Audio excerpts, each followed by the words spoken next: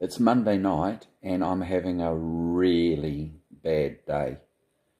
I started off this morning wanting to expose the reality of suicide in New Zealand, and 90% of the public say I'm an absolute fucking wanker for doing it. Some of you don't know I used to be in the police, and going to a sudden death, has that normalised it for me? No, it hasn't. I totally get the pain, the suffering, the impact on the family. I'm on bail, and I'm not allowed to be on social media, so I can't defend myself. I can't invite anyone to look at it from a different point of view.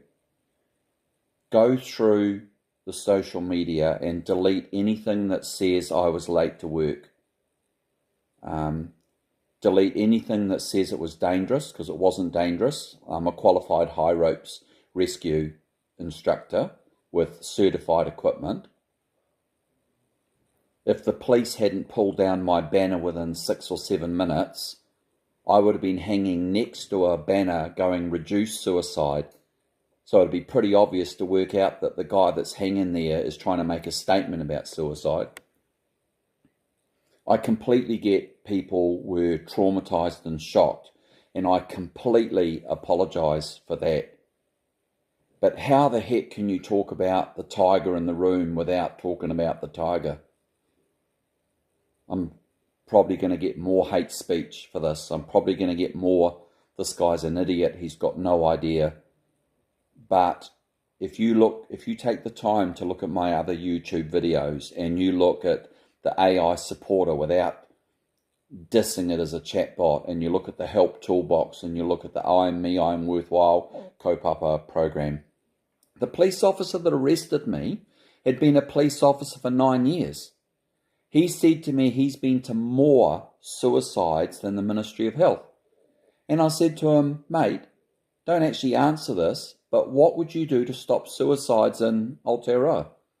And the guy just scratched his head, like, how can he stop suicides?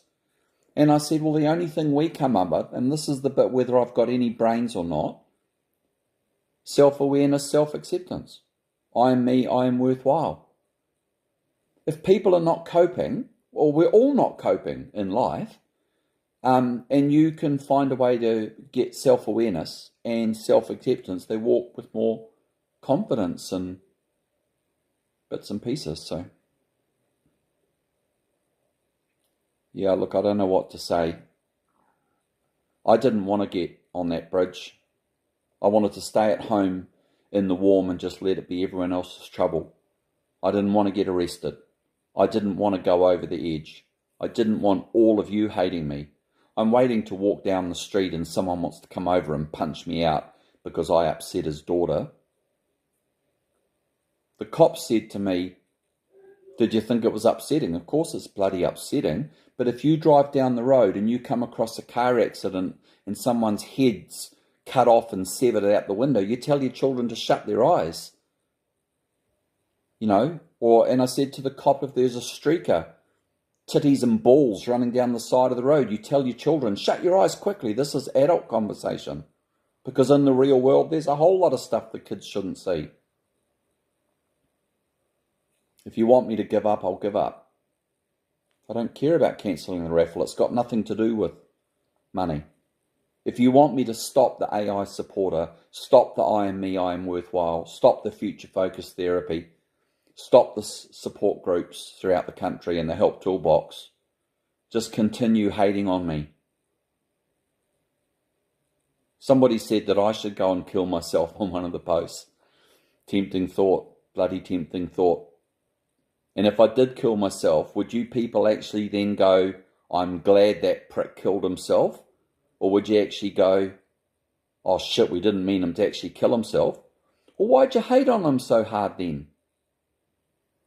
Why isn't anybody actually asking the question, what would it take for a level-headed person to go and do something as radical as that? Dorothy Jean, I think, is a lady, and she said,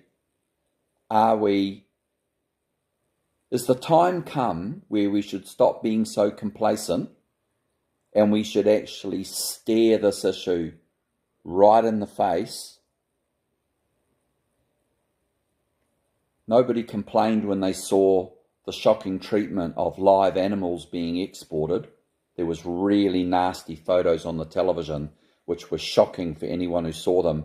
Nobody complained about that when people were lobbying the government to stop export of live animals. Animal activists hate animals being used for testing for cosmetics and beauty products. So they get dead rabbits and cows and all types of things they do with it. Everyone's shocked by it. No one complains about it. I thought about it long and hard. I didn't want to do it. You shut me down, no trouble at all. You tell me I'm a fucking idiot, no trouble at all. But what are you left with?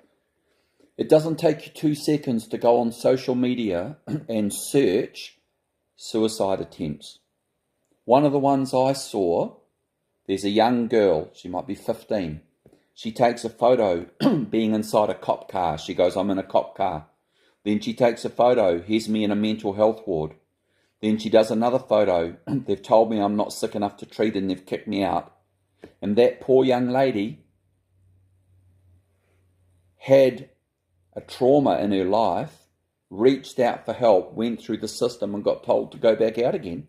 She's going to be dead before long. Have any of you seen my rant video where I talk about the 65-year-old guy who worked up to his last day of work and then killed himself the next day? Why are you finding it so shocking to actually hear the truth? And when you hear the shocking truth, and I can tell you lots of stories of suicides if you want to hear them, when you hear the shocking truth, why aren't you upset about that? Why are you upset about what I did? There's one thing I did. You won't give me any credit for it. I never put a big rope around my neck and put it up there and pretended to be hanging on the rope. I didn't do it. That is uncool. One of the several ladies said, as I was approaching, I thought, oh God, there's a dead body there. And then when she got closer, she realised he was suspended in a harness. So the shock was there, but the reality was not there. I don't think there's one person that thinks I was dead. But they were all shocked in case I would be dead. How would you be feeling tonight if the news reports lawyer hung himself on the bridge and died, and he's pissing and shitting his pants onto the road, and it took an hour and a half to get the dead body down and take it away? Everyone would go, oh, it's another suicide. It's probably a lawyer or a businessman, somebody, whatever. Should have reached out for help. Look, I seriously apologise for upsetting you.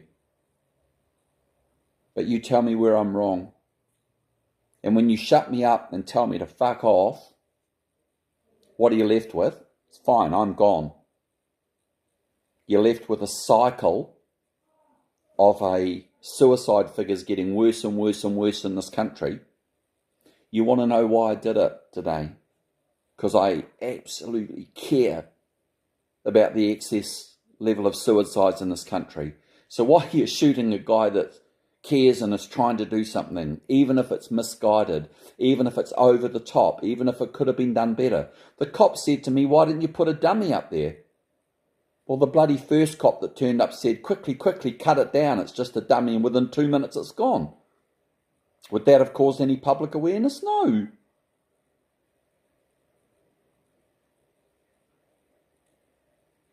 Do you care about suicide in New Zealand? Are you shocked by it?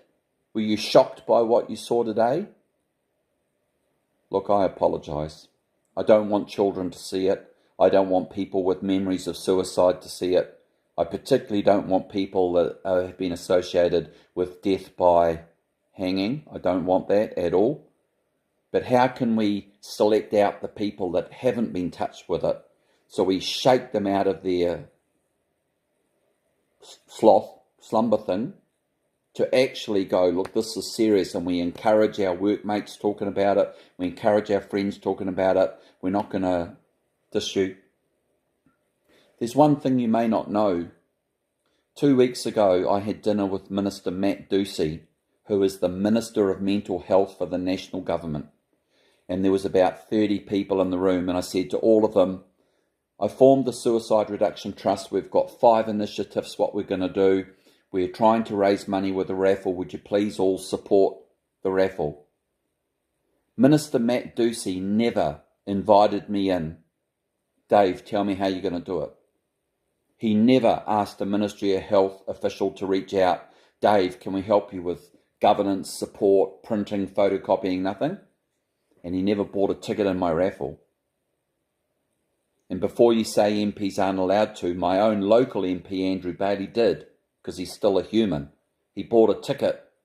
My MP, who's not the Minister of Mental Health, bought a ticket in my raffle.